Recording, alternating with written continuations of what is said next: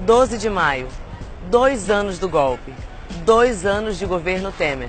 Arroxo salarial, índices recordes de desemprego, aumento da insegurança, fechamento de escolas e farmácias populares, emergências lotadas, aumento no preço da gasolina e do gás de cozinha. Fazer o rancho no super está cada dia mais caro. E tudo isso tem a ver com você, com todos nós. Depois desse período desastroso para os brasileiros, muita gente que saiu às ruas pelo tal impeachment se arrependeu e parou de bater as panelas. Ficou claro o objetivo do golpe: implantar um outro programa de governo que não venceu nas urnas para retirar direitos da classe trabalhadora. E como esses 2 anos pareceram décadas, a gente organizou uma retrospectiva desse processo que demonstra que é um golpe de Estado organizado e financiado pelo capital financeiro nacional e internacional. Afinal, as eleições estão chegando e a gente precisa abrir o olho, né? Vamos lá? Dia 25 de outubro, Dilma Rousseff é reeleita presidenta do Brasil, com 51% dos votos. A eleição de 2014 foi atravessada por delações da Lava Jato e por capas de jornais e revistas que acusavam Dilma e Lula de conhecer os esquemas denunciados da Petrobras, fato que o próprio TSE considerou como propaganda eleitoral. Mas o PSDB é que nem criança birrenta, não sabe perder. 4 dias depois da derrota, Aécio Neves pediu recontagem dos votos, insinuando fraudes nas urnas. Um mês depois, o PSDB pediu a cassação da chapa Dilma Temer no TSE, alegando abuso de poder econômico e solicitando, inclusive, a diplomação de Aécio como presidente. Em 2015, já no segundo mandato, mais de 60 pedidos de impeachment de Dilma foram apresentados. Entre eles, o aceito por Eduardo Cunha em dezembro, de coautoria de Janaína Pascoal. O Brasil não é a República da Porra! Que admitiu ter recebido uma quantia diferenciada. Adivinha de quem? Do PSDB. Eu fui contratada pelo PSDB em maio, nós propusemos o processo em setembro. Setores da oposição de direita saíram às ruas desde março de 2015 até a queda da presidenta. Dia 29 de outubro, o PMDB propõe a plataforma Ponte para o Futuro, documento com análise da crise brasileira que apontava saídas duras para o país. O próprio Michel Temer admitiu em pronunciamento que Dilma caiu porque recusou aplicar a ponte para o futuro. E até sugerimos ao governo que adotasse as teses que nós apontávamos naquele documento chamado Ponte para o Futuro. E como isso não deu certo, não houve adoção, instaurou-se um processo que culminou agora com a minha efetivação como presidência da República. Depois de presidente, Michel Temer disse em entrevista, na maior cara de pau, que Cunha lhe confessou que aceitou o impeachment por vingança, logo após o PT anunciar que iria depor contra ele na Comissão de Ética da Câmara. Ele me ligou dizendo, olha, tudo aquilo que eu disse não vale, porque agora eu vou chamar a imprensa e vou dar início ao processo de impedimento. Então veja que coisa curiosa, se o PT tivesse votado nele naquela comissão de ética, é muito provável que a senhora presidente continuasse. O ano de 2016 começa com as ruas polarizadas entre as manifestações de vermelho e as de verde e amarelo. Estas últimas apoiadas e divulgadas pelos grandes meios de comunicação. Dá um tempinho na cobertura do esporte. Vamos falar das manifestações que acontecem pelo país. Em 29 de março, o PMDB oficializa sua saída da base do governo Dilma, deixando claro seu caráter traidor e vendido. Em abril, o golpe toma seu caráter parlamentar. Deputados e senadores aprovam o impeachment em sessões televisionadas que foram um verdadeiro show de horrores em cadeia nacional. Pelo amor à vida, pelos fundamentos do cristianismo, por todos os corretores de seguros do Brasil, pela família quadrangular e evangélica em todo o Brasil.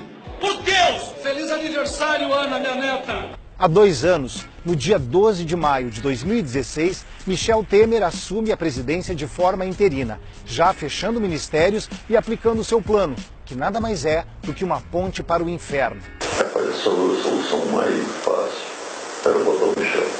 Na semana seguinte, é divulgada a gravação de áudio de Romero Jucá, do PMDB, dizendo que colocar o Michel era um acordo com o Supremo, com tudo, para estancar a sangria. É um acordo botar o Michel num grande acordo nacional com o Supremo, com tudo. Tem que mudar o governo para poder estancar essa maneira.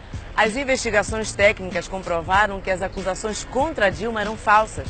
Em 27 de junho, perícia do Senado concluiu que Dilma não participou de pedaladas fiscais. Em 14 de julho, o Ministério Público declarou que pedaladas atribuídas a Dilma não são crime de responsabilidade. Mesmo assim, em 31 de agosto, o Senado aprova o impeachment por 61 votos a 20 e Michel Temer permanece na presidência, então de forma definitiva. Os golpistas nunca estiveram preocupados com a corrupção. Após votar sim ao golpe, o senador Assir Gurgax, do PDT Roraima, admite que não houve crime de responsabilidade. E o argumento era o andamento da economia. Nós temos a convicção de que não há crime de responsabilidade fiscal nesse processo, mas falta governabilidade. E a volta da presidenta nesse momento poderia causar um transtorno ainda maior para a economia brasileira. Como mostramos nessa cronologia, o golpe já foi admitido várias vezes em público. Você só não viu porque a grande mídia manipulou os fatos e ajudou a colocar no poder o presidente mais odiado da história, com apenas 4% de aprovação. Lembra que falamos lá no início que o objetivo do golpe era aplicar um outro programa que não venceu nas urnas? Então, veja o desastre que foi o começo desse governo. Já eliminamos vários ministérios da máquina pública. Fechou ministérios como o da Cultura e de Políticas para Mulheres e Minorias. Para os ministérios que sobraram, nomeou figuras do PSDB como José Serra e Aloysio Nunes, que foi vice de Aécio em 2014. E o pior, não nomeou nenhuma mulher e nenhum negro. Apenas homens brancos, ricos e representantes da velha política no comando do país. Entre eles, o ministro da Agricultura, Blairo Maggi, o barão da soja, que apareceu na lista da Forbes como membro de uma das famílias mais ricas do país. Os ministérios até hoje já tiveram mais de 15 baixas, a grande maioria por denúncia de corrupção, inclusive alguns delatados na Lava Jato. Mais de 55 ministros já foram empossados desde que Temer assumiu. O impeachment não foi contra a corrupção, pelo contrário, foi para colocar uma verdadeira quadrilha de corruptos no poder. Depois, Temer leiloou o pré-sal para petrolíferas americanas a preço de banana. Antes, os recursos eram 75% para a educação e 25% para a saúde. E adivinhe, ele também quer vender a Petrobras. É o maior pacote de privatizações dos últimos 20 anos. Mais de 75 estatais estão na mira. O presidente ilegítimo quer entregar para os seus comparsas as empresas mais lucrativas do Estado, entre elas a Casa da Moeda e a Eletrobras, e também aeroportos, rodovias e ferrovias. Quem vestiu verde e amarelo gritando "Eu quero meu Brasil de volta", achando que seus heróis eram nacionalistas, foi enganado. Os golpistas são entreguistas e planejam desnacionalizar o patrimônio público de todos os brasileiros. Para privilegiar o pagamento da dívida pública a banqueiros e rentistas, o governo aprovou a Emenda Constitucional 95, que congelou gastos públicos primários por 20 anos, o que implica reduzir recursos em saúde, educação, segurança, previdência, saneamento, entre mais de 15 pastas, abrindo as portas para a privatização. Você vai ter de pagar por algo que antes era um direito. Uma insanidade completa, um roubo. Aprovou a terceirização sem limites, aumentando a precarização e a exploração do trabalho. Aprovou a reforma trabalhista, que retirou mais de 110 direitos dos trabalhadores, rasgando a CLT. Temer tentou aprovar a reforma da Previdência e foi derrotado pela luta dos trabalhadores, como a greve geral do dia 28 de abril. Não fez tudo isso por falta de dinheiro.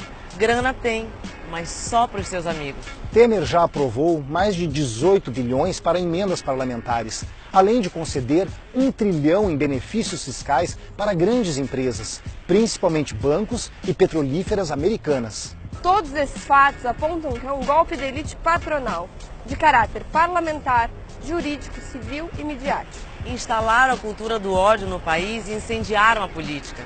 Vimos acontecer agressões nas manifestações sociais em todo o território nacional. Vimos o assassinato de Marielle Franco, Anderson Gomes e lideranças de movimentos sociais do campo e da cidade, quilombolas, indígenas, somando mais de 40 assassinatos nos últimos 2 anos, culminando com os tiros na caravana de Lula e no acampamento Marisa Letícia, em Curitiba. Te liga! A eleição de 2018 está chegando e os mesmos golpistas já querem trapacear de novo. Prenderam o Lula sem provas e com uma única finalidade: retirá-lo da disputa e abrir caminho para seus amigos. Não foi por corrupção, triplex ou coisa assim. Foi porque o ex-presidente é líder absoluto nas pesquisas, com mais do dobro do segundo colocado em todos os cenários. Eleição sem Lula é fraude e é mais uma fase do golpe. Afinal, não fizeram tudo isso para derrubar Dilma e perder o poder 2 anos depois. Olho aberto. Isso tudo não é apenas sobre eleições. É sobre que projetos estão em disputa. Estamos fazendo 30 anos da Constituição de 88. E o que está em jogo é a democracia e o Estado democrático de direito. É preciso defender a realização de um plebiscito popular para revogar as medidas de Temer, reafirmando que todo o poder emana do povo. É preciso criar comitês populares em defesa dos direitos e da democracia. A saída é a população se organizar e propor um projeto de país que derrote os retrocessos e seja realmente representativo de um Brasil democrático, soberano e popular. Abre o olho e luta. Vamos nos organizar nas comunidades, nos bairros e nos sindicatos. Só a luta muda a vida.